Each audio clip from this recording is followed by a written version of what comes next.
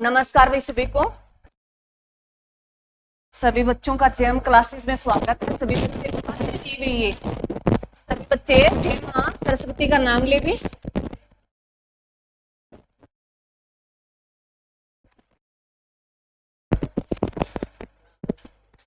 क्या पढ़ रहे हैं अभी? इकोनॉमिक्स। वैसे बोला था ना, अरे याद है? अर्थशास्त्र बातें नहीं, लगभग सारे पुराने हैं, जो न्यू है उनको। इकोनॉमिक्स जो है भी, ये क्या बताता है? ये मानव संसाधन की गतिविधियों का अध्ययन करता है। Simple question. सीमित साधनों से हमारी असीमित आवश्यकताओं को हम कैसा पूरा करें, ये हमें इकोनॉमिक्स सिखाती है। इकोनॉमिक्स एक घर की हो सकती है, एक गांव की हो सकती है, एक देश की हो सकती है और पूरे विश्व की। इकोनॉमिक अर्थव्यवस्था पर चलता है विदेश। इकोनॉमिक्स में हमने अभी तक जो पढ़ लिया, इकोनॉमिक्स की 3 बुक्स पढ़ ली हमने। वेल्थ ऑफ नेशन जो किसने दी थी? एडम स्मिथ ने दी थी।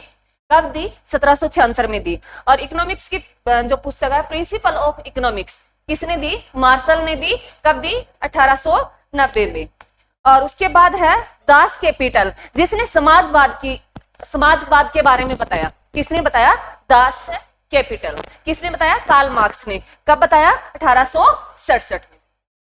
क्लियर? इकोनॉमिक्स सबसे पहले शब्द दिया वो चाणक्य ने दिया, कौटिल्य ने दिया, और उसका पूरा प्रॉपर नाम पूछे तो विष्णुगुप्त ने दिया था। क्लियर है? चाहे वो इकोनॉमिक्स शब्द पूछ ले या इकोनॉमिक्स पुस्तक पूछ ले, किसने दी? सबसे पहले कौटिल्य ने। और आधुनिक इकोनॉमिक्स का जनक पूछे तो किसने दिया? किसको माना जाता है? एडम स्मिथ को माना जाता है। आधुनिक इकोनॉमिक्स का जनक किसे माना जाता है? एडम स्मिथ को माना जाता है। उसके बाद जो हमने किया भी, हमारी जो भारतीय है भी, हम इकोनॉमिक्स नहीं पढ़ेंगे। इकोनॉमिक्स एक क्या होता है? विषय होता है। हम क्या पढ़ेंगे? अर्थव्यवस्था पढ़ेंगे। क्या पढ़ेंगे? अर्थव्यवस्था पढ़ेंगे। तो मैंने लिखा था भी, भारत की अर्थव्यवस्था कैसी अर्थव्यवस्था है? मिश्रित अर्थव्यवस्था है। उसके बाद हमने 2 अर्थव्यवस्थाएं और पढ़ी, पूंजीवाद अर्थव्यवस्था और समाजवाद। पूंजीवाद मेरे बच्चों अर्थव्यवस्था है, उसमें उद्योगपतियों की चलती है, बाजार की चलती है। बाजार डिसाइड करता है वस्तु के रेट भी, जनता क्या चाहती है, उसकी कीमत वगैरह कौन डिसाइड करता है? पूंजीवाद में बाजार चाहे आ जाए, उद्योगपति आ जाए, ध्यान रखना ऑप्शन पे डिपेंड करेगा, पैसे वालों का चलता है। क्लियर है? और जब आ जाए समाजवाद का, समाजवाद आ जाए चाहे साम्यवाद आ जाए, तो वहां कौन डिसाइड करेगा? सरकार डिसाइड करेगी। और तो भारतीय अर्थव्यवस्था कैसी है? मिश्रित है। किन दोनों का मिश्रण है? पूंजीवाद और समाजवाद का। क्लियर है मेरे बच्चों? 91 तक तो हमने सब अपना, तो हमने 1947 में अर्थव्यवस्था कैसी अपनाई? मिश्रित अपनाई। परंतु 91 मैंने तुम्हें बताया है मेरे बच्चों, ध्यान रखना, 1991 तक तो हमने किस पे सबसे ज्यादा फोकस किया? समाजवाद पे। रीजन था क्योंकि 47 में हमारा देश आजाद हुआ तो हमारे पास साधन इतने नहीं थे, तो सबसे ज्यादा ये प्रधानमंत्री ने सोचा अगर अभी हम उद्योगपतियों के हाथों में सौंप देते हैं तो देश वो ज्यादा लोगों का शोषण करेंगे। इसीलिए उन्होंने सबसे ज्यादा ध्यान दिया वो समाजवाद पे दिया। और हमने 91 के बाद सबसे ज्यादा फोकस किया वो किस पे किया है? पूंजीवाद पे किया है। किस पे किया है? पूंजीवाद पे किया है। क्लियर? 91 में तुम्हें जब करवाऊंगी जब नई औद्योगिक नीति करेंगे। ठीक है? चलो, यहां तक क्लियर है भाई सभी बच्चों को? चलो, आज हम करेंगे, कल बीच में मैंने छोड़ा था भी अर्थव्यवस्था के क्षेत्र के आधार पर भारतीय अर्थव्यवस्था। देखो नया टॉपिक था, कल परसों छोड़ा था हमने। टॉपिक क्या था? अर्थव्यवस्था क्षेत्र के आधार पर। अर्थव्यवस्था क्षेत्र के आधार पर कितने भागों में बांटी गई मेरे बच्चों? 3 भागों में। अर्थव्यवस्था क्षेत्र के आधार पर 3 भागों में बांटी गई है। 3 भागों। कौन कौन से मेरे बच्चों? प्राथमिक, हाँ, प्राथमिक क्षेत्र,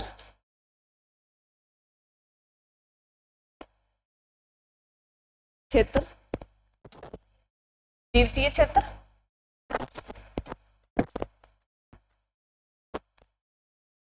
मोस्ट इंपोर्टेंट है मेरे बच्चों ये टॉपिक, यहां से आपके क्वेश्चन आते हैं।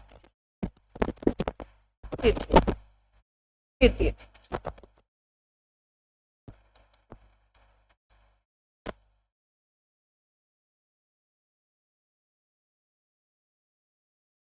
ये थे 3 क्षेत्र। कौन से? प्राथमिक क्षेत्र, द्वितीय क्षेत्र और तृतीय क्षेत्र। मैं एक बार तुम्हारी रिवीजन करा देती हूँ, मैंने बता तो दिया था परंतु इसके बारे में लाइनें हम बाद में सुनेंगे। जितना तुम सुनोगे उतनी क्लियरिटी होती जाएगी। प्राथमिक क्षेत्र होता है मेरे बच्चों प्राकृतिक संसाधन। क्या होते हैं? शॉर्ट लिखना चाहो तो सीधा सिंपल लिख सकते हो प्राकृतिक संसाधन, बाकी मैं आपको लिखाऊंगी। कौन से साधन? प्राकृतिक संसाधन, जिसमें आता है मेरे बच्चों कृषि पालन, पशुपालन, मत्स्य पालन, खनन और उत्खनन, जो हमें प्रकृति से मिली है चीजें, वो होती है प्राथमिक क्षेत्र। तुम्हारा क्वेश्चन कैसे आएगा? या तो क्वेश्चन में ऐसे दिया होगा कि इनमें से प्राथमिक क्षेत्र कौन से हैं, या उसमें यह दिया होगा कि प्राथमिक क्षेत्र में कौन सा क्या नहीं आता, क्वेश्चन पूछेगा। तो ऑप्शन पे डिपेंड करता है भी उसमें क्या पूछ रखा है क्वेश्चन। तुम्हें दे देगा कृषि पालन, पशुपालन, मत्स्य पालन, उद्योग, कौन सा नहीं है? कौन सा नहीं है? उद्योग नहीं है। बाकी 3 किसके है? प्राथमिक क्षेत्र के हैं। तो समझ में आया? प्राथमिक क्षेत्र किसमें क्या है? इसमें प्राकृतिक संसाधन। और द्वितीय क्षेत्र में जो प्राकृतिक संसाधनों से अन्य वस्तु बनी, दूसरी वस्तु, जैसे कृषि से हमने कपास बोई और कपास से कपड़ा बनाना हो तो किसमें जाएंगे? उद्योगों में जाएंगे। कहां जाएंगे? उद्योग में जाएगा कपड़ा, तभी वो जो है कपास उद्योगों में जाएगी तभी कपड़ा बन के आएगा ना। तो द्वितीय क्षेत्र में किसका है मेरे बच्चों? उद्योगों का जिक्र है। किसका? विनिर्माण का। इसमें 2 ऑप्शन होते हैं, जैसे उसमें मैंने तुम्हें बताया खनन और उत्खनन। कृषि वाला तुम्हें सभी को समझ में आता है, कृषि तो करते हैं, लगभग सारे जानते हैं, पशु सभी जानते हैं, मत्स्य पालन भी जानते हैं, जोड़ वगैरह गांव में मिल जाते हैं, वैसे अलग भी करते हैं, डिगी वगैरह बना के मछलियों का जो पालन है। उसके बाद जो है उसमें खनन और उत्खनन 2 मैंने नाम बताए। खनन होता है मेरे बच्चों जो ऊपर से मिले, जैसे पहाड़ मिला, पत्थर मिले, पत्थरों को फोड़ फोड़ के हम बजरी और अलग चीजें बनाते हैं, ये होता है खनन। उत्खनन होता है मेरे बच्चों खोद के, जैसे पेट्रोलियम निकाला, तेल निकाला, वो होता है उत्खनन। ध्यान रखना, खनन जो ऊपर से मिला, पहाड़ वगैरह ये चीजें, पत्थर की जो बजरी, क्रेशर अगर बोले तो ये किस में आती है? खनन में। और उत्खनन में कौन सी आती है? पेट्रोलियम वगैरह। क्लियर है तुम्हें? क्लियर है? ऐसे उद्योग में होता है मेरे बच्चों निर्माण और विनिर्माण, 2 चीजें होती है, निर्माण और विनिर्माण। निर्माण होता है मेरे बच्चों जैसे कोई बिल्डिंग बनाना, स्कूल बनाना, अस्पताल बनाना, ये होता है निर्माण कार्य। ये क्या होता है? निर्माण कार्य। और विनिर्माण होता है मेरे बच्चों कच्चे मटेरियल से तैयार मटेरियल बनाना, जैसे कपास से कपड़ा बनाना। ये किस में आता है? विनिर्माण में आता है। किस में आता है? विनिर्माण में आता है। गन्ने से चीनी बनाना किस में आता है? विनिर्माण में आता है। क्लियर है? तो सेकंड क्षेत्र में किसका जिक्र है? उद्योगों का। किसका जिक्र है? उद्योगों का। ध्यान रखना, ये सिंपल तुमसे पूछेगा, उद्योगों का जिक्र। तृतीय क्षेत्र में जब प्राथमिक क्षेत्र से कच्चा माल आया, द्वितीय क्षेत्र में हम उस माल को अन्य वस्तु में बना दिया। अब उन वस्तुओं को अन्य शहरों में पहुंचाने के लिए हम जो व्यवस्था देते हैं वो सेवाएं। तृतीय क्षेत्र में किसका जिक्र है? सेवाओं का। सेवाओं में आते हैं मेरे बच्चों बैंकिंग हो गया, परिवहन हो गया, संचार हो गया, बीमा हो गया, चिकित्सा हो गया, शिक्षा हो गया। ये किस में आती है? तृतीय क्षेत्र में आती है। किस में आती है? तृतीय क्षेत्र में आती है। अब लिखो, अब लिखते हैं इनके बारे में और भी क्वेश्चन। इतना तो सिंपल ध्यान रखना, यहाँ 100% चाहे कोई भी एग्जाम दे देना इकोनॉमिक्स का नॉर्मल, मैं आपको बताती ही चलूंगी भी, वही टॉपिक कराऊंगी, ज्यादा नहीं कराऊंगी। यहाँ से क्वेश्चन बनेगा, कोई भी एग्जाम दे देना। चल लिखो प्राथमिक क्षेत्र।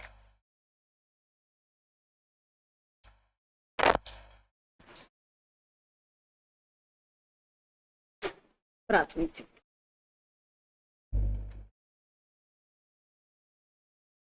इसमें आते हैं मेरे बच्चों प्राकृतिक संसाधन। प्राकृतिक संसाधन इसमें आते हैं प्राकृतिक संसाधन, जैसे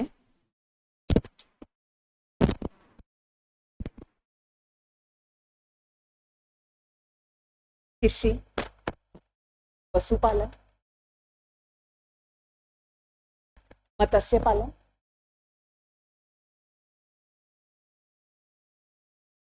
खनन, उत्खनन।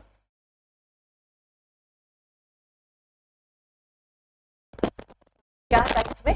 कृषि, पशुपालन, मत्स्य पालन, खनन और उत्खनन। क्लियर है मेरे बच्चों? अरे क्लियर है? खनन का लिख लेना मेरे बच्चों, कई बार पूछ लेता है खनन कौन से होते हैं, जो ऊपर पृथ्वी के ऊपर मिले हमें। जैसे पत्थर लिख लो, पत्थर से याद रह जाएगा, बजरी वगैरह हो जाते हैं, उनसे क्रेसर बनती है, कहीं तुम्हें ऐसे नाम दे देता है, तो खनन के टिक लगा के ऐसे लिख लो। चलो मैं लिख देती हूँ, ये होता है मेरे बच्चों पत्थर,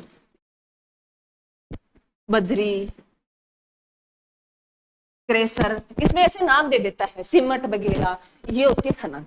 और उत्खनन में होता है मेरे बच्चों पेट्रोलियम, कोयला, जो खोद के निकालते हैं भूमि।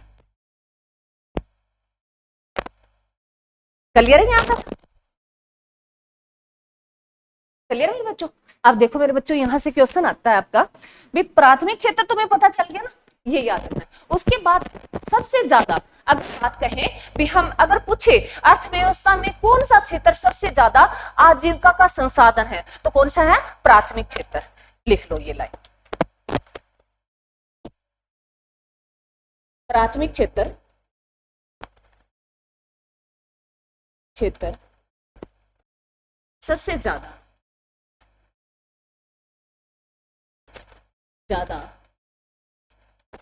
आजीविका का साधन है,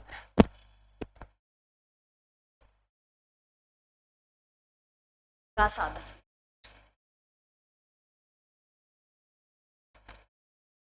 जिसमें 70% लोग आजीविका के लिए इस पे डिपेंड करते हैं। अगर पूछे अपनी आजीविका के लिए 70% लोग किस पे डिपेंड करते हैं मेरे बच्चों? प्राथमिक क्षेत्र पर। जनसंख्या के 70% लोग आजीविका के लिए किस पे डिपेंड करते हैं? प्राथमिक क्षेत्र पर। आजीविका के नीचे 70% लोग लिख लो, ताकि आपको याद रह जाएगा। 70% लोग आजीविका के लिए किस पे डिपेंड करते हैं? प्राथमिक क्षेत्र। क्लियर है मेरे बच्चों? इससे एक क्वेश्चन आता है कि सबसे ज्यादा रोजगार देने वाला क्षेत्र, सबसे क्वेश्चन आता है मेरे बच्चों, सबसे ज्यादा रोजगार देने वाला क्षेत्र कौन सा है मेरे बच्चों? प्राथमिक क्षेत्र है। कौन सा है? प्राथमिक क्षेत्र। फर्स्ट लिख देती हूँ, फर्स्ट है क्षेत्र, शॉर्ट कोई बात नहीं, ऐसे लिख लो, फर्स्ट क्षेत्र। क्लियर है? क्लियर है मेरे बच्चों? इस पे जो डिपेंड करती है हमारी पॉपुलेशन डिपेंड करती है, तो इसमें ये रोजगार देता है मेरे बच्चों 55%। ये ना एक ध्यान रखना, पहले ये जब हमारा देश आजाद हुआ था ना, तब लगभग 75% लोग प्राथमिक क्षेत्र पे थे, परंतु धीरे धीरे यहाँ से प्राथमिक क्षेत्र से निकलकर लोग उद्योगों में चले गए, सेवा क्षेत्र में चले गए, तो यहाँ जो उनकी वेटेज है वो 75 से कम होकर 55% के आसपास रह गए लोग। 55% के आसपास लोग इस पे डिपेंड करते हैं मेरे बच्चों? कृषि क्षेत्र पर, प्राथमिक क्षेत्र पर डिपेंड करते हैं। 55, कोई बात नहीं, 50-55 कर लो, 50 से 55 कर, 50 से 55 कर लो। ये आपसे ऑथेंटिक डाटा नहीं पूछता, परंतु ये क्वेश्चन आता है कि सबसे ज्यादा रोजगार देने वाला क्षेत्र कौन सा है, तो कौन सा है? प्राथमिक क्षेत्र। आंकड़े नहीं पूछेगा, परंतु याद रख लेना इसको 50-55 के बीच में आता है, अधिकतम 55 हो सकते हैं, इससे ज्यादा नहीं आएगी। ठीक है, 50-55% के बीच में करना। क्लियर मेरे बच्चों? सबसे ज्यादा रोजगार कौन देता है? प्राथमिक क्षेत्र देता है। फिर नेक्स्ट क्वेश्चन आता है, राष्ट्रीय आय में सबसे कम योगदान देने वाला क्षेत्र। देखो नेक्स्ट पॉइंट, राष्ट्रीय आय में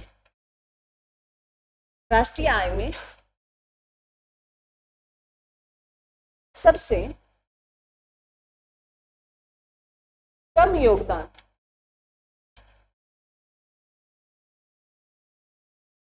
देने वाला क्षेत्र,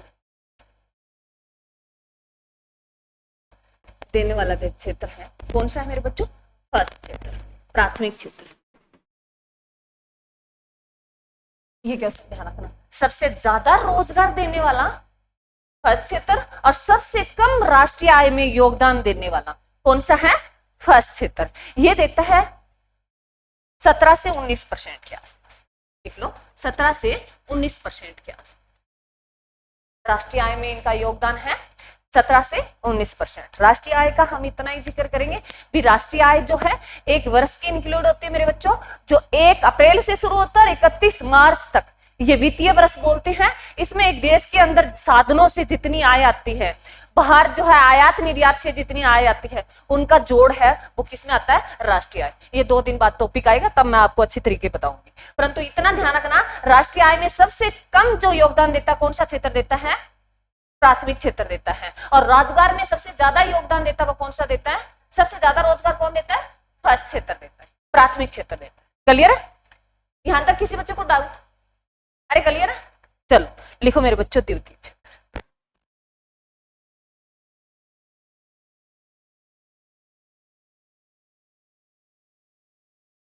द्वितीय क्षेत्र,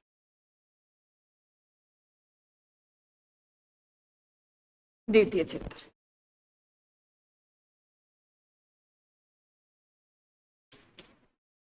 द्वितीय क्षेत्र में जिक्र करते हैं मेरे बच्चों उद्योगों, उद्योग।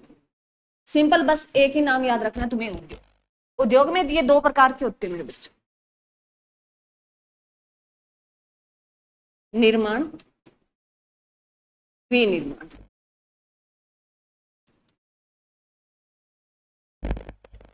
उद्योग 2 प्रकार के होते हैं, निर्माण और विनिर्माण।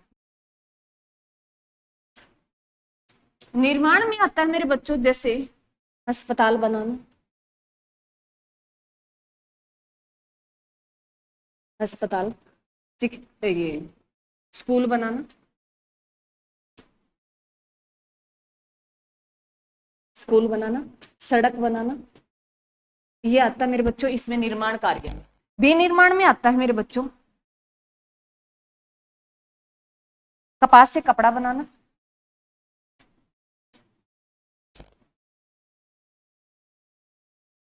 कपास से कपड़ा बनाना, और गन्ने से चीनी बनाना,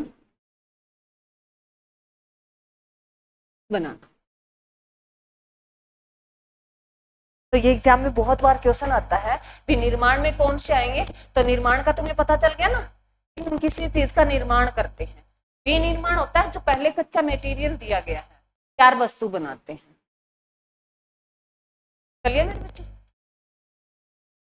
ये जो रोजगार देता है और जितना राष्ट्रीय आय के इक्वली देता है, रोजगार लिख लो, ये रोजगार में इसका योगदान है भी कितने लोगों को रोजगार देता है, ये देता है 25 से 30% के आसपास लोगों को क्या देता है, रोजगार देता है। क्या देता है, रोजगार देता है। अगर पूछे राष्ट्रीय आय में इसका योगदान, राष्ट्रीय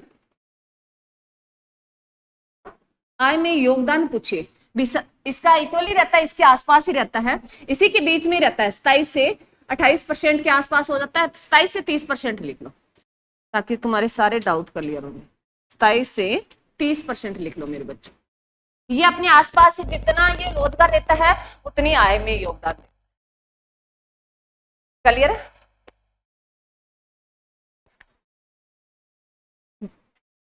हमने प्राथमिक क्षेत्र में से तो कम हो गए, परंतु ये रोजगार जो है उद्योगों में जितना पहले था उतना ही वेटेज अभी भी पड़ा है। अभी जो इंप्रूवमेंट करना है वो सबसे ज्यादा इसमें करना है।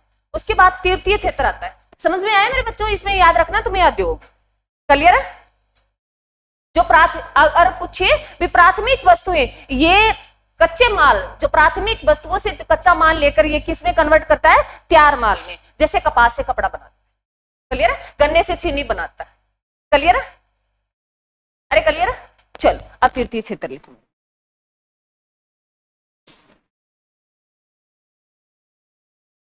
तृतीय क्षेत्र, तृतीय क्षेत्र इसमें आता है मेरे बच्चों सेवाएं। सेवाएं इसमें आ जाती है सेवाएं। सेवाएं जो सारी आ जाती है मेरे बच्चों, बैंकिंग होगी, बीमा हो गया, शिक्षा होगी, चिकित्सा हो गया,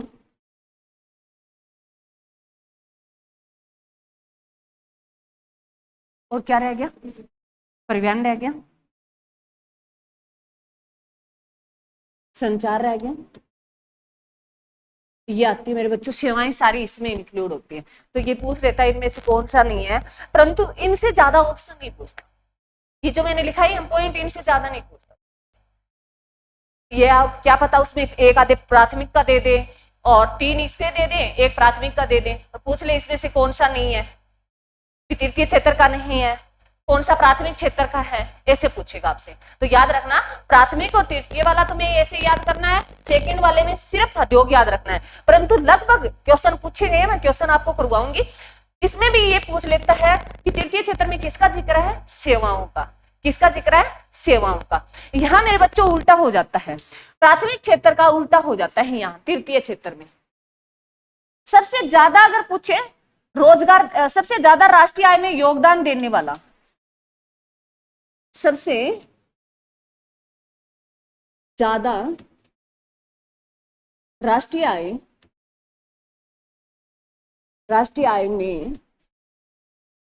योगदान देने वाला क्षेत्र,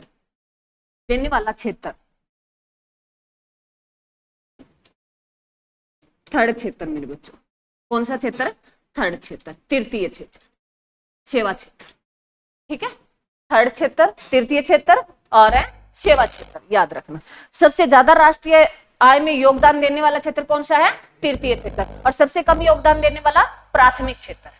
बस दोनों में, फर्स्ट और लास्ट में, तृतीय और फर्स्ट में तुम्हें आगे पीछे करना है। जहां वहां राष्ट्रीय आय में वो सबसे कम योगदान दे रहा है और यहाँ राष्ट्रीय आय में सबसे ज्यादा दे रहा है। तो यहाँ नेक्स्ट लाइन लिखो, सबसे कम रोजगार देने वाला क्षेत्र, सबसे कम रोजगार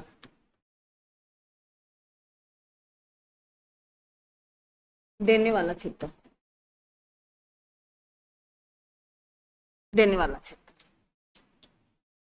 कौन सा मेरे बच्चों? थर्ड क्षेत्र। अब देखो उसका उल्टा वहां लिखते हैं। अब देखो कितने परसेंट दे रहा है। ये तृतीय क्षेत्र योगदान देता है, ये 53 से 55% के बीच देता है। राष्ट्रीय आय में योगदान कितना देता है? 53 से 55%। वहां हम लिख रहे थे रोजगार में देता है इतना, हाँ ये राष्ट्रीय आय में देता है। और जहां हम ये लिख रहे थे भी वो जितना राष्ट्रीय आय में योगदान देता है उसके आसपास ये इस किसमें देता है? रोजगार देता है। किसमें देता है? रोजगार देता है थर्ड क्षेत्र। जो कितना हो गया मेरे बच्चों? ये 20 से 25% के बीच में, इसके आसपास ही पहुंच गए, 20 से 25%। अब सबसे ज्यादा अगर तुम्हें पूछे भी सबसे ज्यादा मौका किस फील्ड में है, तो सेवा क्षेत्र फील्ड में है, बैंकिंग वगैरह, इनमें सबसे ज्यादा अच्छा मौका है, क्योंकि टेक्नोलॉजी इसमें सबसे ज्यादा विकसित होती है और ये इतनी तेजी से बढ़ रहा है। तो सबसे ज्यादा अगर जॉब के चांस है तो किस क्षेत्र में है? तृतीय क्षेत्र में। क्लियर है? अरे क्लियर है? तो सबसे कम राष्ट्रीय आय में कौन सा योगदान देता है, कौन सा क्षेत्र देता है? प्राथमिक क्षेत्र देता है। और सबसे ज्यादा तृतीय क्षेत्र। रोजगार की बात करें, सबसे ज्यादा कौन सा रोजगार देता है? प्राथमिक क्षेत्र। और सबसे कम रोजगार कौन देता है? तृतीय क्षेत्र। क्लियर? यहां तक किसी बच्चे को डाउट? कोई डाउट नहीं? चलो अब लिखो मेरे बच्चों, विकास के आधार पर अर्थव्यवस्था, भारतीय अर्थव्यवस्था की बात करें, पॉइंट है विकास के आधार पर अर्थव्यवस्था।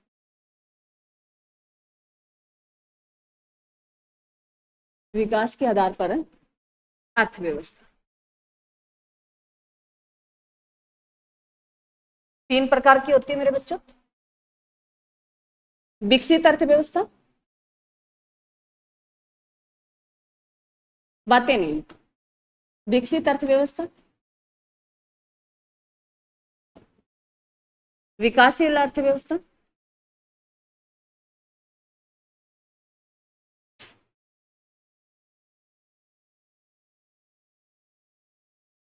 विकासशील अर्थव्यवस्था,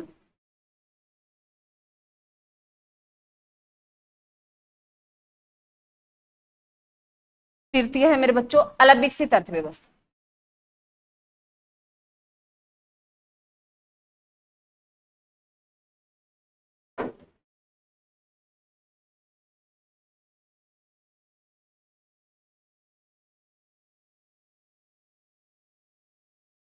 विकसित अर्थव्यवस्था करवाया था ये ना आपको ये। विकसित अर्थव्यवस्था, विकासशील अर्थव्यवस्था और अलग विकसित अर्थव्यवस्था। सुनो मेरे बच्चों, जिन देशों में अर्थव्यवस्था जिनकी अच्छी खासी प्रति व्यक्ति आय जो अपनी दैनिक आवश्यकताओं को पूरा कर रहे हैं। दैनिक आवश्यकताएं होती है मेरे बच्चों, रोटी, कपड़ा, मकान, स्वास्थ्य और शिक्षा, जो अच्छे लेवल की दे रहे हैं, उन देशों को किस में काउंट करते हैं? विकसित में। उनको किस में काउंट करते हैं? विकसित में। और जो अच्छे नहीं दे पा रहे हैं उनको करते हैं अलग विकसित में। और जो देने की कोशिश में लगे हुए हैं भी हम देंगे, उनको किस में काउंट करते हैं? विकासशील में। तो ध्यान रखना, जो दैनिक आवश्यकताएं, जो बेसिक नीड होती है, बेसिक नीड में क्या काउंट करते हैं मेरे बच्चों? रोटी, कपड़ा, मकान। पहले 3 इंक्लूड करते थे, रोटी, कपड़ा और मकान। अब उसमें 2 बातें और जोड़ दी गई, शिक्षा और स्वास्थ्य। अब 5 हो गए। तो एग्जाम में आया गया क्वेश्चन है भी इसमें कौन से इंक्लूड किए गए हैं? Basic need. तो मैं लिखा देती हूँ बेसिक।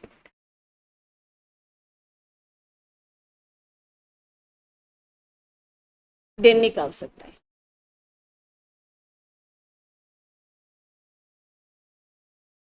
आवश्यकताएं जिसमें होता है मेरे बच्चों रोटी, कपड़ा, मकान,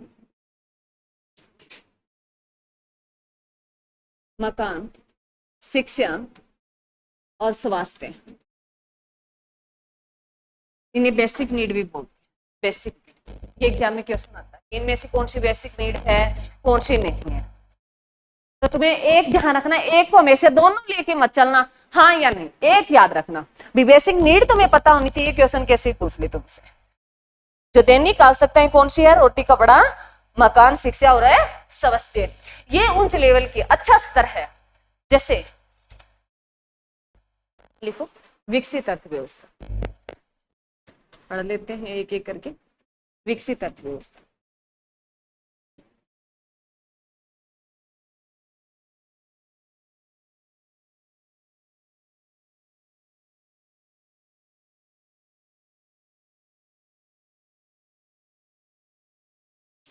लिखो जिन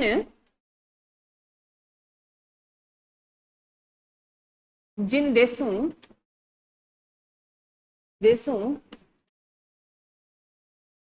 एक मिनट मेरे बच्चों, जिन देशों के लोगों का, लिखो मेरे बच्चों, जिन देशों के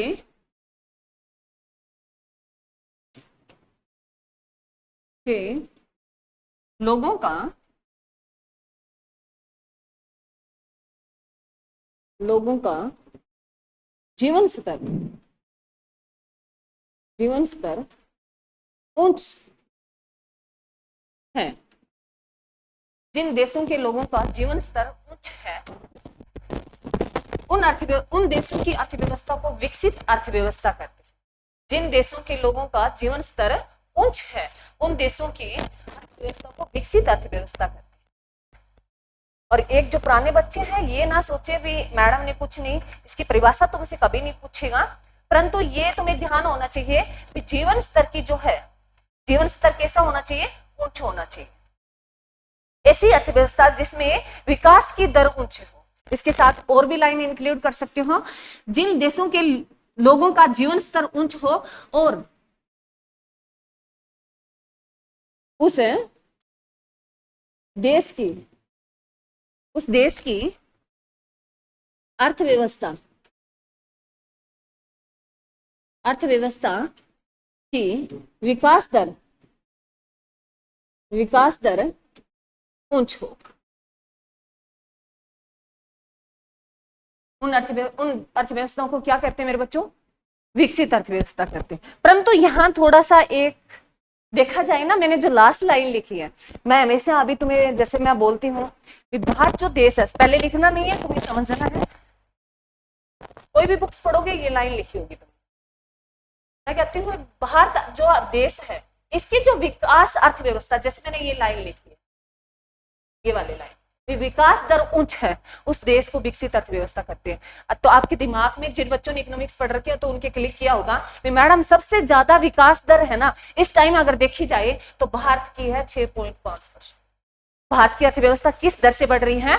6.5% की दर से बढ़ रही है भारत की अर्थव्यवस्था। वर्तमान की बात करें तो भारत होना चाहिए विकसित देश। ये लाइन मैंने इसीलिए ये बताया क्योंकि भारत अगर लोगों की बात करें, भारत में लोगों के जीवन स्तर की बात करें तो कैसा है मेरे बच्चों? थोड़ा नीमन है, क्योंकि हम उतनी फैसिलिटी प्रोवाइड नहीं करा रहे जितना यूएसए करा रहा है, जापान करा रहा है, इंग्लैंड करा रहा है। तो लोगों के जीवन स्तर जिन देशों के लोगों के जीवन स्तर ऊंच है, जो हर चीज प्रोवाइड ऊंच लेवल की करा रहे हैं, वो किस में आती है? विकसित में आती है। विकास दर में आता है तो मेरे बच्चों थोड़ा सा माइंड में जो मान लो वैसे तो ठीक है, ये तुम्हें बुक्स में लाइन लिखी मिलेगी, सोचने वाला तो इतना भी सोच सकता है, परंतु ये कई बार क्लिक कर जाता है मैडम अगर वर्तमान में देखें तो भारत की क्या है दर है? 6.5%। सबसे ज्यादा उच्च दर भारत की चल रही, बेस्ट है, मतलब अच्छी खासी। जापान और यूएसए की देखें तो उनकी पॉइंटों में चल रही है, 0.1% ऐसे चल रही है। तो वर्तमान की बात करें तो भारत की होनी चाहिए विकसित, परंतु क्यों नहीं है? क्योंकि हम आम जनता को क्या अच्छी फैसिलिटी नहीं दे पा रहे।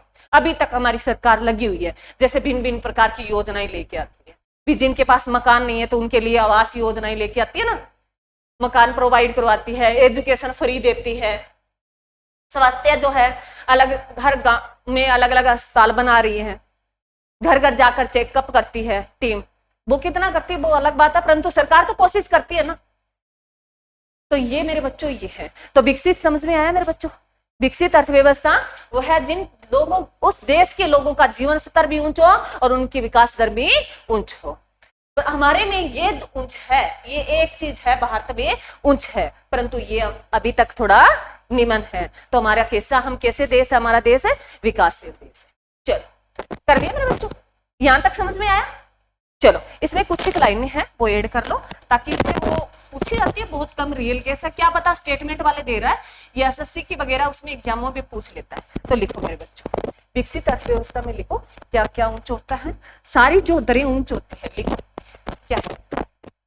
विकसित अर्थव्यवस्था के महत्वपूर्ण बिंदु लिखो पहले तो, विकसित है अर्थव्यवस्था के महत्वपूर्ण बिंदु, विकसित है अर्थव्यवस्था के महत्वपूर्ण बिंदु मेरे बच्चों, बिंदु। इसमें फर्स्ट लिखो पूंजी निर्माण की उच्च दर, फर्स्ट लिखो इन देशों में पूंजी निर्माण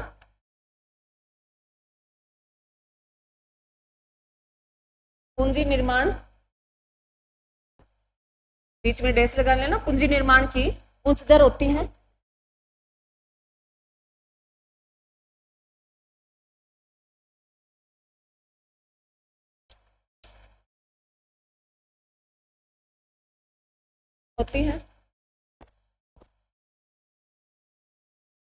सेकंड पॉइंट लिखो, निवेश प्रक्रिया की दर उच्च होती है,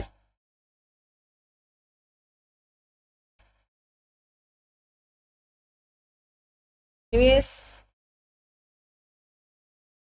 प्रक्रिया की दर उच्च होती है।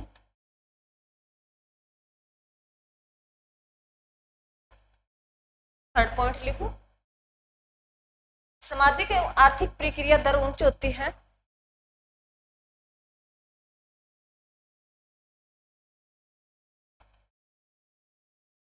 सामाजिक एवं आर्थिक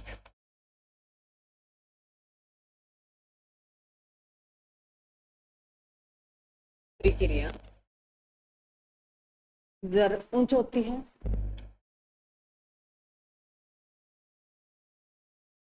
फोर्थ पॉइंट लिखो, शिक्षा और स्वास्थ्य की दर उच्च होती है,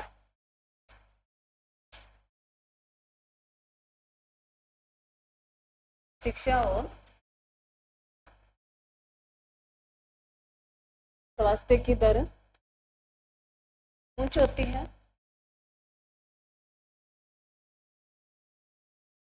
जैसे जापान में अगर बात करें लगभग 120 साल, 10 साल, 15 साल लोग जी जाते हैं और एजुकेशन उनकी बहुत अच्छी है। नेक्स्ट लिखो, जनसंख्या का निम्न स्तर होता है मेरे बच्चों, मेन रीजन ये मोस्ट इंपोर्टेंट है, मैं अलग कलर से लिख रही हूँ उसका। जनसंख्या का क्या है मेरे बच्चों, जनसंख्या का निम्न स्तर होता है उन देशों का, तभी सारी चीजें प्रोवाइड कराते हैं। भारत के पास है जनसंख्या क्या है, बहुत है, 141 करोड़ प्लस। तो यह मेन रीजन है, जो लास्ट लाइन में लिखा है ना, यह मेन रीजन है। और वैसे हमारे देश में कोई पैसे की कमी नहीं है। एक नितिन जो गडकरी है, कौन है, परिवहन मंत्री है, उनकी एक बहुत अच्छी लाइन है, मैं आपको कहा उसकी भाषण सुना करो, बहुत अच्छे इंसान है। उन्होंने कहा हमारे देश में पैसे की कमी नहीं है। क्या कमी है, लोगों की नीयत में कमी है। सरकार पैसे बहुत डालती है। अब देखा आपने 15 अगस्त गई है पीछे, हर स्कूल के लिए इतने पैसे देती है सरकार, इतना खर्चा करती है, परंतु वहां क्या है, पूरा सिस्टम भ्रष्टाचार है। टीचरों को 70-70, 80-80 हजार मिल रहे हैं, फिर भी वो बच्चों वाले पैसे खा जाते हैं।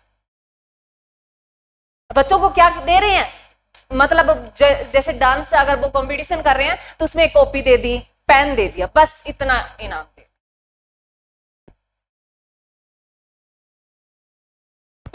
तो हमारे देश में भ्रष्टाचार बहुत अभी, और जब नए बच्चे जा रहे हैं तो रोज आते हैं, कोई ना कोई नया मिल ही जाता है। तो हर कोई कहता है आज कोई स्कूल में लगी है, जैसे वो डी ग्रुप में लगी है, पीएन है, अभी नई ज्वाइनिंग हुई है उसकी, तो उन्होंने बताया है मैडम बहुत पैसे आए थे। योगा डे गया है पीछे, अरे योगा दिवस कब गया है, 21 जून को गया है, कौन से नंबर का था, 11वें नंबर, वेरी गुड। कौन से नंबर का था, 11वें नंबर का। और 11वें नंबर का ही कौन है, हरियाणा के वर्तमान में जो सीएम है, व्यक्तिगत सीएम है, ऐसे जोड़ के याद रखें। तो उन्होंने कहा है योगा डे पे स्कूल में इतने अच्छे अच्छे प्रोडक्ट आए, मतलब जूस वगैरह के बच्चों के लिए। टीचरों ने क्या क्या गाड़ी में भर लिए, और बच्चों को क्या जो आती है ना वो 10 रुपए की, क्या पीते हो, जीरा लेमन, क्या फ्रूटी 10 रुपए वाली, वो अरे ब्लैक से जीरा लेमन ही होती है वो, हाँ वो दिला दी, बस 2 रुपए का बिस्किट का पैकेट दिला दी। सरकार के यहां से आए वो टीचर कर लेगी। अभी उन्होंने हाल ही में घटना बताई है, इधर मान्या वाली कोई इधर साइड स्कूल में लगी है, तो वो तो स्किल की घटना बताई है, तो बहुत सारे स्कूल है। तो ये सा सिस्टम। और एक अब तुम्हें सुना होगा पीछे इस्तीफा दिया एक लड़का जो नई गया है, वो क्या था, चेक था, उसने कहा भी कोई भ्रष्टाचार पे लगाया है, अभी 2 लाख रुपए मांगे, परंतु उस लड़के ने गड़बड़ क्या कर दी, उसके पास ऑथेंटिक है प्रूफ नहीं था। अब उस पे जो पूरा सिस्टम भ्रष्टाचार है, तो उस लड़के पे उल्टा डाल दिया गया, उस लड़के को अब कटघरे में खड़ी कर दी, क्योंकि वो अकेला, बाकी सारा एक साइड। उसके पास ऑथेंटिक उन्होंने प्रूफ नहीं दिया, उन्होंने जल्दी की। तो इस तंत्र में जैसे आप आने वाले हो, तो मैं आपको इसलिए बताती हूँ क्योंकि उनसे सीखती हूँ मैं, फिर आपको बताना जरूरी है ना, आप भी तो जाओगे सिस्टम में, तो आपको फेस करना होगा सिस्टम, सभी को करना है, मेरे को करना है, आपको करना है। तो वहां क्या करना है, गड़बड़ नहीं करनी, ध्यान से देखना है। 2 साल मेरे बच्चों टाइम होता है हमारे पास, भी हम कुछ नहीं कर सकते जॉब में, कोई भी जॉब हो। 2 साल के बाद पूरा तंत्र देख के, पूरा ऑथेंटिक प्रूफ लेके, और अपने जैसों को साथ मिलके फिर बार करना, अकेले मत करना मेरे बच्चों, कुछ नहीं बनता। इतना सिस्टम। अभी एक वो मनीषा वाली घटना घटी, बहुत दयनीय स्थिति है, तो उसमें क्या कहा, पुलिस वालों का बात सुना, कोई बात नहीं 2 दिन में आ जाएगी, शादी करने गई हो, और अब पुलिस सस्पेंड कर दिए गए। अब उन्हीं को फिरना पड़ेगा ना पुलिस वालों का। वो क्यों कहा, मतलब उसका बाप गरीब था, अरे कपड़ों से जज किया ना लोगों ने। अमेरिका होता तो रातों रात फोन होते, उनके हालात इतने थे, वो तो सोशल मीडिया का जमाना है, तभी इतनी वायरल हो रही है। बिहानी की घटना हमें पता ही नहीं चलती, उसके पास लोगों को मैसेज किया, सोशल मीडिया ने इतना उसको बढ़ा चढ़ा के पेश किया लोगों के सामने, तो मतलब जनता, हर कोई बोलता है भी हाँ ये ना इंसाफ है, इसको इंसाफ मिलना चाहिए उस लड़की को। परंतु पुलिस वालों ने क्या कहा, पुलिस वालों ने तो अपनी कह दी ना, उनको ये नहीं पता भी अब जो टाइम चल रहा है वो सोशल मीडिया चल रहा है, हर बात रिकॉर्ड होती है, तो बोलो तब भी कुछ भी बोलो तो सोच समझ के। घर में कहा ना भी अब लड़ाई होती है तो भी हम कई बार हम लड़ाई में इतने शब्द बोल देते हैं, बाद में ये लगता है अरे यार कम से कम एक बार तो सोच लेती मैं। कुछ भी बोलो तो सोच समझ के बोला करो। तुम ही जाओगे पुलिस लाइन में, तुम जाओगे हर फील्ड में जाओगे, तो ये मेरे बच्चों ध्यान रखने वाली बात है, तो ध्यान रखना। तो कैसी है विकसित अर्थव्यवस्था में, क्या है उनकी पूंजी निर्माण भी अधिक पैसे, पूंजी निर्माण दर क्या है उच्च है, और निवेश प्रक्रिया ज्यादा निवेश करते हैं। हमारे यहाँ सोचने में लग जाता है, वहां वो कर देते हैं निवेश, क्योंकि हमारे पास पैसे की टेक्नोलॉजी की अभाव है। तो अगर कहें सामाजिक आर्थिक प्रक्रिया उच्च है, उनकी व्यवस्था अच्छी है, विशाल स्वास्थ्य या शिक्षा और स्वास्थ्य की दर उच्च है, अच्छी एजुकेशन है, और उनका मोस्ट इंपोर्टेंट लाइन है वो यही है मेरे बच्चों। नहीं तो अगर भारत जैसी जनसंख्या होती यूएसए के पास, तो यूएसए तो बौखला जाता। ये तो भारत है भी एक पावरफुल कंट्री, मतलब एक हमारे पास वो चीज है जो यूएसए के पास नहीं है। मैं हमेशा कहती हूँ प्रकृति ने हमें बहुत सारी चीज दी है, हम उस मालिक तक पहुंचने का रास्ता भारत के पास है, उनके पास नहीं। वो टेक्नोलॉजी चाहे हजारों खोज लें, परंतु जिस मकसद के लिए हम इस पृथ्वी पे आए हैं वो वहां नहीं पहुंच पाते। आपने देखा होगा वृंदावन में आके अंग्रेज घूमते रहते हैं, हम सोचते हैं बहुत मस्ती करते हैं, हम सोचते हैं यार ये देख, और हम क्या करते हैं वहां जाते हैं तो पैसे का चक्कर रहता है हमारा, खुल के एंजॉय भी नहीं कर सकते। होटल में पूछते हैं कितने का है, खाना पूछते हैं कितने का है, कोई चीजें क्योंकि पैसे की कमी है ना, तो हम किस में ध्यान, हमारा पैसे में ध्यान है, हम उस चीज को नहीं पढ़ पाए। इसीलिए जब भी मैं तुम्हें कहती हूँ सत्संग, जब भी कहीं मंदिर वगैरह में जाया करो, कोई बात नहीं, कोई बड़ी बात नहीं है, परंतु इतना भी मेरे बच्चों जितना अभी, जैसे अभी हमारे यहाँ सिस्टम चल रहा है, अभी जन्माष्टमी थी, गोगा था, तो हमारे गांव में मंदिर थे जहां ये क्या हो रहे हैं जागरण वगैरह हो रहे हैं, तो दान करो। तब दान कोई 100 कर रहा है, हम देखते हैं मेरे पास तो 10 है, कोई बड़ी बात नहीं, ना करोगे तो भी चल जाएगा, परंतु जब जॉब लग जाओ तब कर। अब हमें उन 10 रुपए की जरूरत है ताकि हमको भी पेंसिल खरीद ले, और किसी का दिखावा नहीं कर, तो ये चीजें भी ध्यान रखनी चाहिए। तो मेरे बच्चों पहले आप जॉब लो, अच्छे पैसे कमाओ, अपनी जरूरतें पूरी करो, फिर उस ढांचे में जाना। चलो नेक्स्ट, पहले लिखो देशों की अर्थव्यवस्था जो है विकसित है, लिखो देश लिख लो। जैसे जैसे मैं लिखू यूएसए, जापान, यूके, कनाडा, ये देश है मेरे बच्चों, इनकी अर्थव्यवस्था कैसी है विकसित अर्थव्यवस्था। कैसी है मेरे बच्चों विकसित अर्थव्यवस्था है। इनकी राजधानी तो सभी के पता होगा, यूएसए की है क्या है वॉशिंगटन डीसी है मेरे बच्चों, जापान की क्या है टोक्यो है, यूके की क्या है लंदन है, और कनाडा की क्या है ओटावा। क्लियर है? चलो नेक्स्ट लिखो। नेक्स्ट है अलग विकसित अर्थव्यवस्था।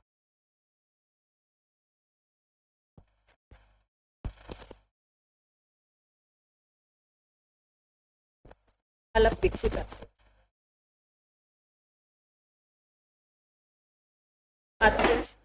जो ऊपर लिखे उसका बिल्कुल उल्टा ये, इसकी परिभाषा उससे बिल्कुल उल्टी है। जो ऊपर लिखा है विकसित अर्थव्यवस्था की लिखी है, अलग विकसित की उससे बिल्कुल उल्टी है, विपरीत है, कैसे भी आ जाए। तो विकसित अर्थव्यवस्था की कैसी अर्थव्यवस्था विकासशील विकसित अर्थव्यवस्था जिनकी क्या है लोगों का जीवन स्तर है ऊंच है, यहाँ लोगों का जीवन स्तर कैसा है निम्न। इसकी परिभाषा में लिख लो लोगों का, यहाँ उन देशों की जिन देशों के लोगों का जीवन स्तर निम्न है, पूरी लिख लो, पूरी लिखा देते कोई बात नहीं।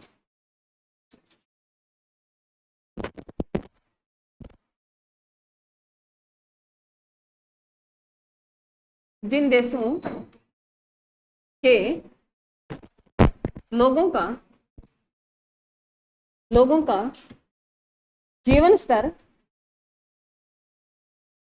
निम्न है, ऐसे देशों की अर्थव्यवस्था को अविकसित अर्थव्यवस्था कहते हैं। ऐसे देशों की अर्थव्यवस्था को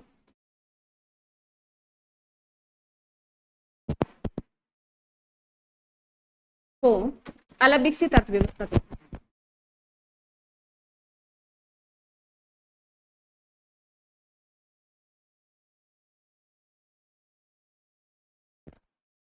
कहते हैं जैसे अफ्रीकन देश में अगर लिख लो देश का नाम लिख लो अफ्रीकन देश,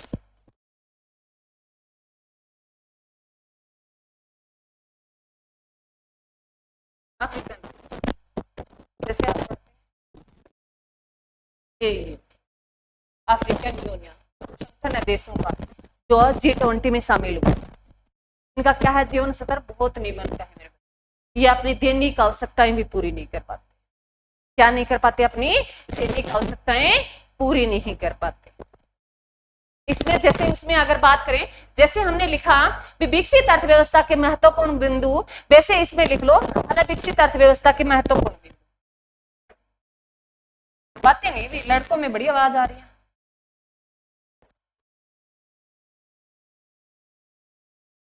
अल्प विकसित अर्थव्यवस्था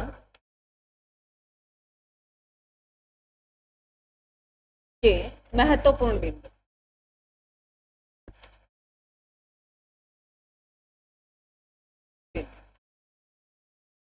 महत्वपूर्ण बिंदु जैसे उसमें बच्चा मैंने लिखा था पूंजी निर्माण, पूंजी निर्माण, पूंजी निर्माण की दर वहां कैसे थी, उससे या कैसी है, निम्न है। पूंजी निर्माण की दर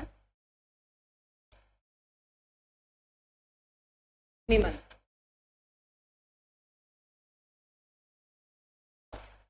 निवेश प्रक्रिया निम्न,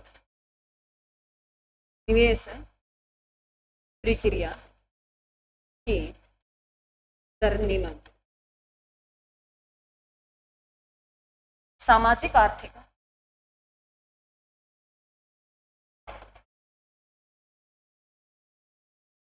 एवं आर्थिक प्रक्रिया निम्न दर। शिक्षा एवं स्वास्थ्य है निम्न। उसका बिल्कुल उल्टा है मेरे बच्चों, जहां उच्च लिख रखी है उसका निम्न। शिक्षा एवं स्वास्थ्य की दर निम्न।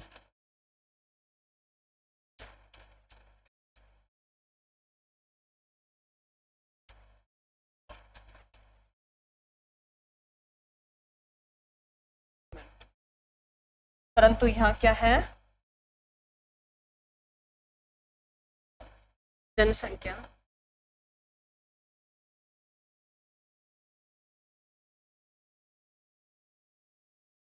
की दर क्या है, उसका उल्टा है उच्च। जनसंख्या की दर उच्च। बस ये मेन रीजन है, क्योंकि यहाँ पॉपुलेशन ज्यादा है, साधन कम। वहां पॉपुलेशन कम है, साधन है ज्यादा है। वैसे देखा जाए बच्चों में हम ना कोशिश नहीं करते। जापान अगर तुम देखो ना, जापान के हालात, तो सबसे ज्यादा सुनामी आते हैं ना, चक्रवात आते हैं जापान में आते हैं। सबसे ज्यादा सुनामी आते हैं ना जापान में आते हैं। हमारे तो यहाँ कुछ नहीं आते। उधर समुद्र जैसे गुजरात वाला एरिया, कच्छ वाला एरिया है, उधर भुवनेश्वर वाला, ये तमिलनाडु, यहाँ आसपास थोड़ा सा भूचाल मचाते हैं। परंतु अगर देखो ना जापान में साल में बहुत सारे आते हैं। और उनमें देखो 1945 में उनके 2 शहर बर्बाद कर दिए गए, नागासाकी और हिरोशिमा। उसके बावजूद भी इतनी उन्होंने टेक्नोलॉजी विकसित की। उनका समझते देखो उन लोगों को, वो टाइम देते हैं अपने आप को। हम टाइम नहीं देते, हम सुबह उठते ही 7 बजे। और उनको किसने सिखाया, हमने सिखाया, हमारे देश ने सिखाया। हमारे यहाँ ऋषि मुनि बहुत हुए हैं, सुबह जल्दी उठना और शाम को जल्दी सोना। परंतु अब उल्टा हो गया, अब हम रात को लेट सोते हैं और सुबह लेट उठते हैं, फिर सारा सिस्टम गड़बड़ा जाता है। वो देश फॉलो करके, जैसे अगर आपने देखा होगा जापान की एक पीछे तस्वीर वायरल हो रही थी, हम जैसे वो खेलते थे पहले, खो खो खेलते थे, वो गुल्ली डंडा खेलते थे। अब हमारे कौन खेलता है? कोई नहीं खेलता। पहले मेरे टाइम में अगर बात करूं, बहुत खेलते थे। एक जो लड़कियां खेलती थी, एक टांग चक के वो पीछे भाग भाग के पकड़ना किसी को, और लड़के खेलते थे गुल्ली डंडा खेलते थे, और वो कांच बोली होती है ना, वो खेलते थे, और पिट्ठू खेलते थे।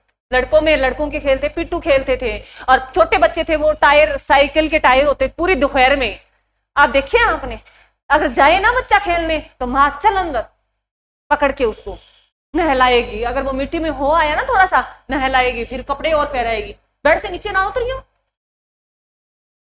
इतनी समस्या बच्चे, बच्चे की कोई जीवन नहीं है। वैसे हम कह देते हैं बच्चे का सबसे सुखमय जीवन है। क्या जीवन है? जिसने उठाया उसको घुमा दिया, जिसने उठाया बोल दिया। कोई जीवन नहीं है बच्चे का।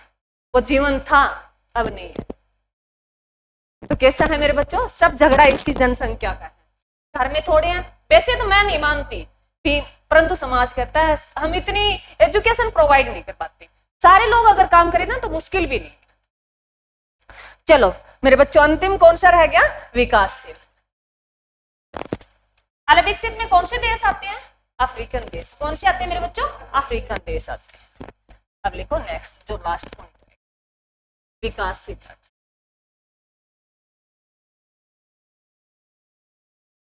विकासशील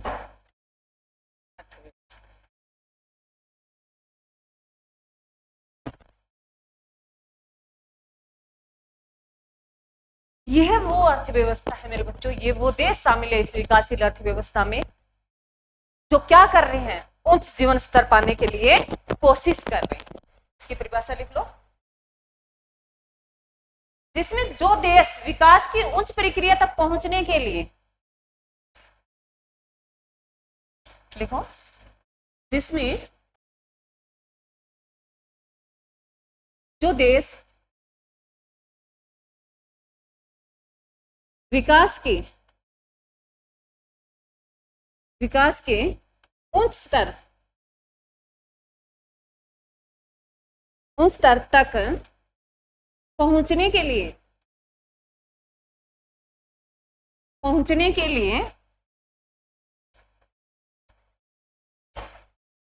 नई नई टेक्नोलॉजी खोज रहा है। पहुंचने के लिए नई नई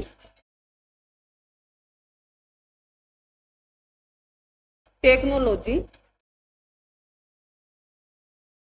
खोज रहा है, वह विकासशील अर्थव्यवस्था में देश आता है। वह देश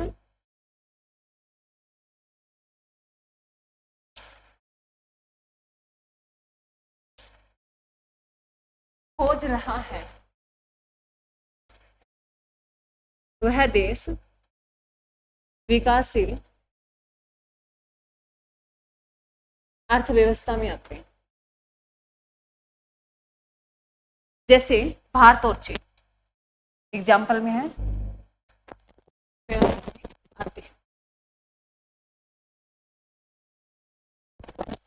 जैसे कि बात करें तो मेरे बच्चों, इसमें आता है हमारा देश, भारत और चीन। आप कहोगे मैडम हम तो जब से पैदा हुए हैं, जब से देखा, हमारे अगर माँ पापा मम्मी पढ़े हुए हैं तो वो भी कहते हैं भी हमने एक ही लाइन पढ़ रखी है भी भारत की अर्थव्यवस्था कैसी है? विकासशील अर्थव्यवस्था है। अभी तक यही लाइन पढ़ते आ रहे हैं। क्यों? कब विकसित होगा? क्योंकि मेरे बच्चों जब तक लोग नहीं सुधरेंगे हम अपने आप को, वैसे लोगों में इंप्रूवमेंट बहुत हुआ है। अगर हम बात करें, जब हम बिल्कुल बचपन था, बच्चा अगर छोटी उम्र का 25 साल तक उम्र का बहुत अच्छा तरीके से जानता है, भी हम छोटे थे, गैस सिलेंडर आया था, लोगों के पास बहुत कम पहुंचा। अब की बात करें, कोरोना के बाद की बात करें थोड़ा सा, इसमें अगर कोई भी टेक्नोलॉजी आई, जैसे फोन आ गए कोरोना में, मतलब कोरोना में आया, हम तो भला मानते हैं कोरोना को, तो इस देश में मतलब कुछ, मतलब वो जैसे भी वो तो जैसे हम यूज करते हैं उसी हमारा वैसे ही हाल है। फोन थोड़ी ये कहता है भी रील देख बोल के कहता है, परंतु हाँ पकड़ता है, रील देखोगे तो फोन खोलोगे रील ही दिखाई देगी पहले, बुरी चीजें देखोगे खोलते ही बुरी चीजें दिखाई देगी, अच्छी देखोगे खोलते ही अच्छी। फोन आपका दिमाग पकड़ता है, ये बात तो ऑथेंटिक है, चाहे आपने सब्सक्राइब किया कुछ किया ना किया, फोन दिखाता है, आपका माइंड कैचअप करता है। वो तुम पे डिपेंड करता है तुम कैसे। पढ़ाई वाला देखना, मेरे वाला फोन कभी भी खोल लेना, मैं बता दूंगी, कभी भी ले लेना हाथ में, पढ़ाई के सिवा कुछ भी दिखाई नहीं देता। अभी किसी के कहने पे मैंने फेसबुक पे बनाया भी, किसी ने कहा भी होना चाहिए सोशल मीडिया पे, मेरे को ये नहीं पता कि कैसे स्टोरी लगाते हैं, कैसे पोस्ट डालते हैं, और मैं लगा भी देती हूँ ना, मेरे को पता ही नहीं होता, स्टोरी डाल दी पोस्ट डाल दी, कोई और ही बताता है मेरे को तूने क्या डाला है। परंतु ये था मेरे बच्चों, मैं बहुत खुश होती। अभी भी किसी ने इंस्टाग्राम बनाया, बच्चों ने बना के दिया, मेरे को खुद नहीं आता, मैं खोल के कभी नहीं देखती।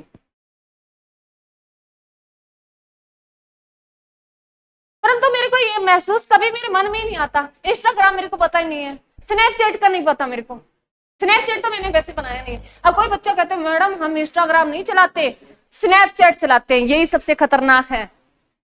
ये एक दिन मुकेश सर बता रहे थे, कहते मतलब मैडम इंस्टाग्राम तो इतना नहीं है, स्नैपचैट जितना खतरनाक है ना, क्योंकि इंस्टाग्राम कभी जो मैसेज हमने डाल दिया, जो पोस्ट डाल दी, उसमें हम उसको डिलीट नहीं कर सकते, अगर हम यहाँ करते हैं तो उसका प्रूफ निकल जाता है।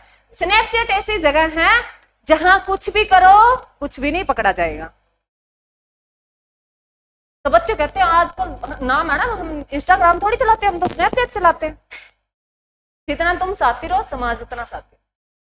मेरे बच्चों कुछ नहीं धरा इनमें, तुम छोड़ के देखना, आज से तुम देखना फेसबुक मत चलाना, नहीं मैडम 5 मिनट तो देख ही ले, इंस्टाग्राम छोड़ देना, व्हाट्सएप छोड़ देना। व्हाट्सएप को कौन देखता मैडम, हमारे जैसे हैं जो देख लेते हैं, किसी का स्टेटस देख लेते हैं, किसने कौन सी क्या फोटो लगाई होगी। इनको छोड़ के देखना मेरे बच्चों, तुम्हें इतनी खुशी होगी। सच में मेरे को मतलब जो मैं चाहती हूँ वो मेरे को मिल नहीं रहा, भी चलो अलग अलग चॉइस होती है, परंतु मैंने कभी भी ऐसे नहीं दिया, मैंने आज तक कोई पुलिस का एग्जाम नहीं दिया, कभी नहीं दिया। बस मेरे को एक ही सपना था, भी बनना ही लेक्चरर है हमें तो, और वो भी कॉलेज का, स्कूल का भी नहीं सोचा। वो बना ना बना बाद का फैसला है, परंतु मुझे ऐसे कभी भी फील नहीं होता।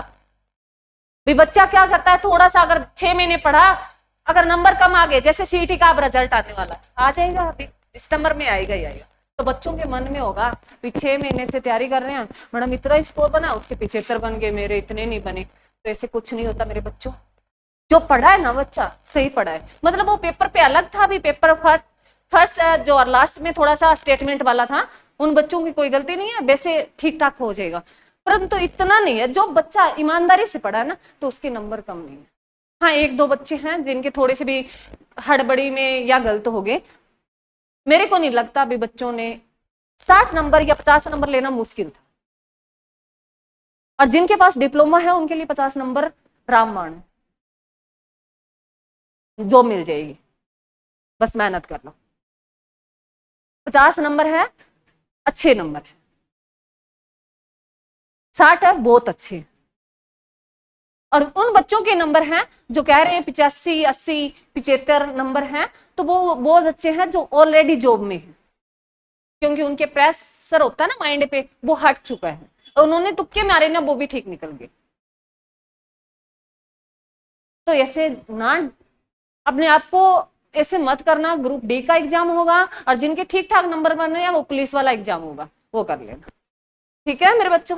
तो भारत की अर्थव्यवस्था कैसी, विकासशील। और कैसी है भारत की अर्थव्यवस्था, मिश्रित। कैसा देश है, कृषि प्रधान। तो तीनों मैंने एक दिन तुम्हें लिखाया था कि भारत की अर्थव्यवस्था कैसी है, कृषि प्रधान है। कृषि प्रधान का हम आगे जिक्र करेंगे, आज या नहीं करेंगे। मैंने उसमें तुम्हें 2 करवा दिया है, मिश्रित अर्थव्यवस्था। किन का मिश्रण है, पूंजीवाद और समाजवाद का। और भारत की अर्थव्यवस्था कैसी है, विकासशील है।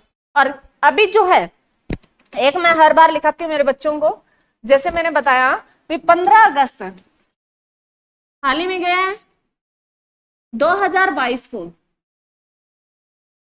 कौन सा 15 अगस्त कौन से नंबर का था, अब की बार और लिख देती हूँ। 15 अगस्त है 2025 का, 79 का। तो ये कौन सा होगा मेरे बच्चों, मैंने आगे लिखा।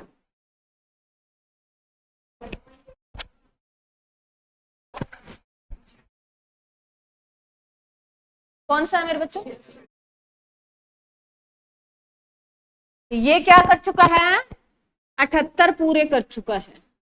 क्या कर चुका है? 78। इसमें इंक्लूड करें तो 15 अगस्त 1947 वाला भी काउंट होगा, उस दिन को भी काउंट करें तो ये 79 है। और वैसे बात की करें तो ये कौन सा है? 78, 78। और ये करें मेरे बच्चों, उस दिन हम कौन सा मना रहे थे? 75वां बना रहे थे। दिन हम कौन सा मना रहे थे? 75वां बना रहे थे। एक ध्यान रखना मेरे बच्चों, 15 अगस्त को जो राष्ट्रीय ध्वज फहराया जाता है, कहां फहराया जाता है? 15 अगस्त को राष्ट्रीय ध्वज कहां फहराया जाता है? लाल किले पर। कहां फहराया जाता है? लाल किले पर। और कौन फहराता है? देश का प्रधानमंत्री फहराता है। कौन फहराता है? देश का प्रधानमंत्री फहराता है। जब 15 अगस्त 2022 को 75वां, उस दिन भी हमारे जो प्रधानमंत्री वर्तमान में है नरेंद्र मोदी ने फहराया, तभी 75 साल हम पूरे कर चुके हैं। भी आने वाले 25 साल तो हमने लक्ष्य रखा भी 15 अगस्त 2047 तक कितना कौन सा मनाएंगे? उस दिन 100वां बनाएंगे। कौन सा बनाएंगे? 100वां बनाएंगे। उसको हमने कौन सा नाम दिया मेरे बच्चों? इन 25 सालों को कौन सा दिया? अरे ये 25 साल हो गए, 75 125 हो गए। इन 25 सालों को कौन सा नाम दिया मेरे बच्चों? अमृतकाल। कौन सा नाम दिया? अमृतकाल। अमृतकाल। कोई भी योजना आती है, कई बार अमृतकाल लिखा आता है, ट्रेन वगैरह पे देखते हो अमृतकाल। तो ये अब कौन 25 साल का है ना, अब 22 के बाद शुरू हो गया है, 47 तक चलेगा। ये कैसा है? अमृतकाल है। इसमें भारत ने, हमारे देश के प्रधानमंत्री ने कहा था 15 अगस्त 2022 को लाल किले पर राष्ट्रीय ध्वज जो फहराया, किसने? प्रधानमंत्री ने। किसने फहराया? प्रधानमंत्री ने। कौन थे? नरेंद्र मोदी जी। कौन थे मेरे बच्चों? नरेंद्र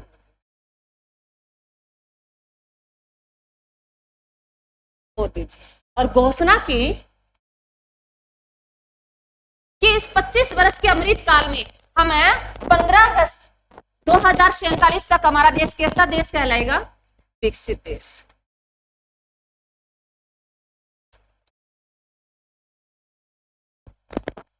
कैसा देश है? विकसित देश। हम ये 25 सालों में कोशिश जारी है हमारी कि 100वां जब बनाए तो हम विकसित देश की कैटेगरी में काउंट किए जाएं। तो घोषणा कब की थी मेरे बच्चों? 22 में। कब की थी? 22 में। क्लियर? और इन 25 साल को किस नाम से जाना गया? अमृतकाल। और कब हमारा सपना कब तक है? 47 तक हम किस में काउंट होंगे? विकसित भारत। किसमें होंगे? विकसित भारत। क्लियर है? अरे क्लियर है? हाँ मेरे बच्चों बता दो। इसके साथ ही एक और कर लो, एक कंसेप्ट तुम्हारा है 26 जनवरी को राष्ट्रीय ध्वज कौन फहराता है?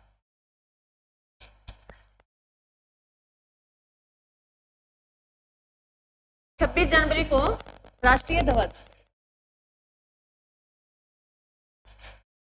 राष्ट्रीय ध्वज। पहले तो मेरे बच्चों राष्ट्रीय ध्वज है, उसमें कितने कलर है? राष्ट्रीय ध्वज में कितने कलर है? 4 रंग। 4 रंग कौन कौन से हैं?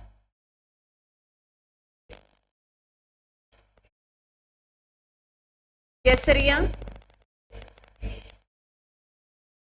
सफेद, हरा और गहरा नीला। नीला, ये गहरा नीला लिखना मेरे बच्चों, गहरा नीला या नेवी ब्लू लिख लो। पीछे ग्रुप डी में एग्जाम में क्वेश्चन था गहरा नीला। ये गहरा नीला राष्ट्रीय ध्वज। गहरा नीला किसका रंग होता है मेरे बच्चों? जो गोल गोल चक्कर होता है उसका गहरा नीला रंग होता है। कितनी तिलियां होती है उसमें? 24 तिलियां होती है। कितनी तिलियां होती हैं? 24 तिलियां होती है। 24 तिलियां। ये भी क्वेश्चन था ग्रुप डी। 24 तिलियां होती है और उस चक्कर का कैसा रंग होता है? गहरा नीला होता है। केसरिया किसका प्रतीक है? किसका किसका है? सफेद शांति का। केसरिया किसका है? बताओ।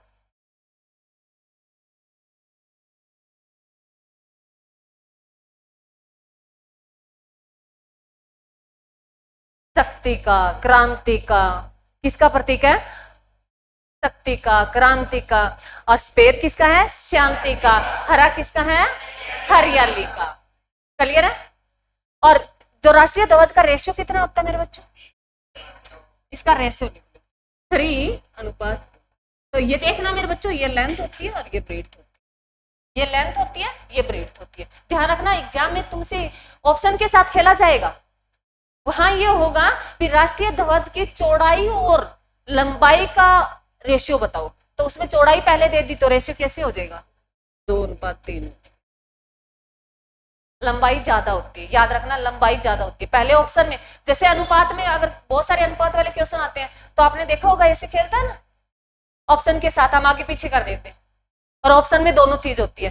3:2 भी होगा, 2:3 भी होगा, दोनों ऑप्शन मिलेंगे आपको। तो ध्यान रखना, इसका रेशियो पढ़ते कैसे हैं? 3:2 से पढ़ते हैं, लेंथ और ब्रेड्थ, लंबाई और चौड़ाई। क्वेश्चन पे डिपेंड करेगा उसने चौड़ाई पूछी है या लंबाई पहले पूछी है। तो पहले अगर चौड़ाई पूछे तो 2 आ जाएगा, और लंबाई लंबी, याद रखना सबसे बड़ी होगी वो लंबाई होगी। क्लियर है?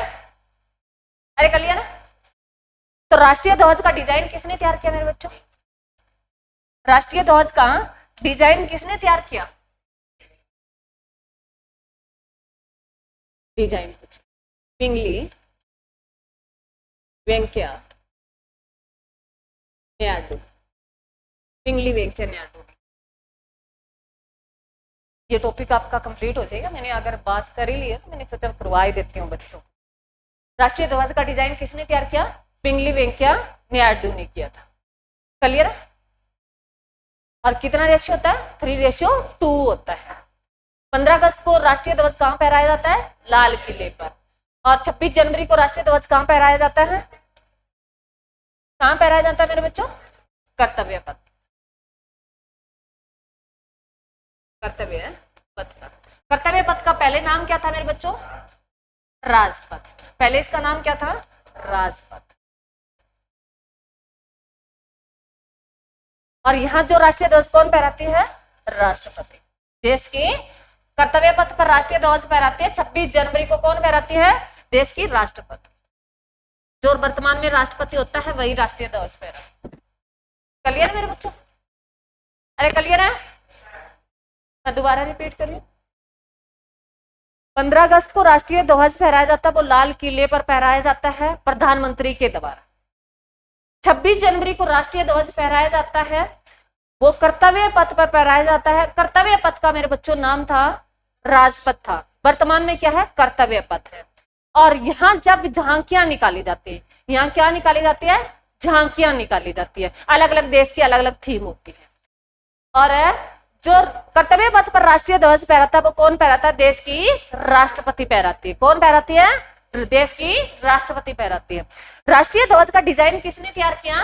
पिंगली वेंकैया नायडू ने किया। किसने किया? पिंगली वेंकैया नायडू ने किया। राष्ट्रीय ध्वज का रेशियो कितना है? 3:2 है। राष्ट्रीय ध्वज में कितने कलर है? 4 रंग है, केसरिया, सफेद, हरा, नीला। गहरा नीला, या जैसे अगर बात करें नेवी ब्लू, तो ऑप्शन पे डिपेंड करेगा मेरे बच्चों। ये ग्रुप डी 2018 वाली भर्ती थी, उसमें था चारों शिफ्ट में इससे राष्ट्रीय ध्वज से क्वेश्चन थे।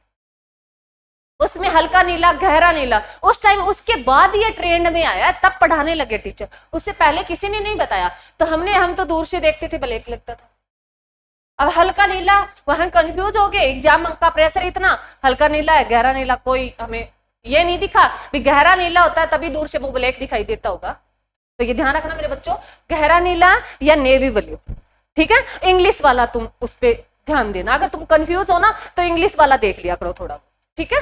और उसमें जो चक्कर है उसमें कितनी तिलियां हैं? 24 तिलियां हैं। और ये 24 तिलियां किसको दर्शाती है मेरे बच्चों? समय को दर्शाती है। किसको दर्शाती है? समय को दर्शाती है। 24 घंटे दर्शाती है। परंतु जब ये चक्कर लिया था, कहां से लिया था? अशोक के सारनाथ से लिया गया है। ये चक्कर कहां से लिया गया है? अशोक के सारनाथ से लिया गया है। आज जब अशोक के सारनाथ से लिया तब उसमें कितनी तिलियां थी? इसमें 32 तिलियां थी। उस टाइम कितनी तिलियां थी? 32 तिलियां थी। वो 32 तिलियां किसको दर्शाती थी? अलग अलग है महाजनपदों को दर्शाती थी। क्लियर है? अरे क्लियर? ये था मेरे बच्चों राष्ट्रीय ध्वज से। हरियाणा का और कर लो, बस दो लास्ट है, बस दो बातें। राष्ट्रीय ध्वज की बात आई तो करंट का पूछेगा हरियाणा का, सर करवाई देंगे वैसे, चलो मैं बता देती हूँ। हरियाणा में अगर बात करें तो सीएम ने कहा राष्ट्रीय ध्वज फहराया है 15 अगस्त को? कहां फहराया है मेरे बच्चों? रोहतक में। कहां फहराया है? रोहतक में। आज रोहतक की डिस्ट्रिक्ट की 18 जो है छुट्टी है वहां की 18, ये न्यूज में आई है। और हरियाणा के अगर राज्यपाल की बात करें, कौन है राज्यपाल वर्तमान में? कौन है? असीम घोष। कहां के हैं? वेस्ट बंगाल के क्या है? प्रोफेसर है ये। और राज्यपाल ने कहा, लिख लेना मेरे बच्चों, सीएम लिख लेना, नायाब सिंह सैनी है।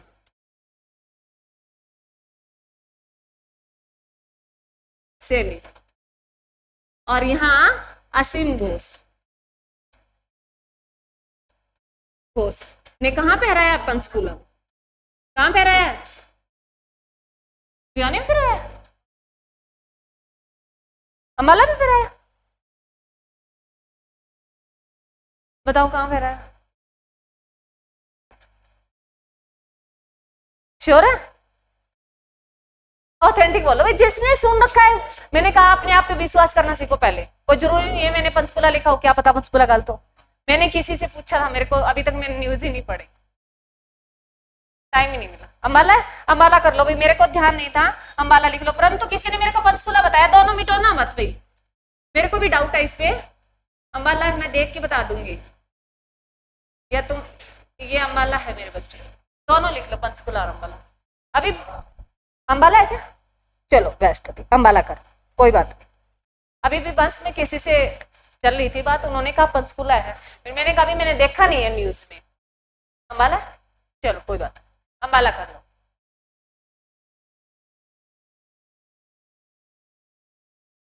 क्लियर है मेरे बच्चों? अरे क्लियर है? चलो थैंक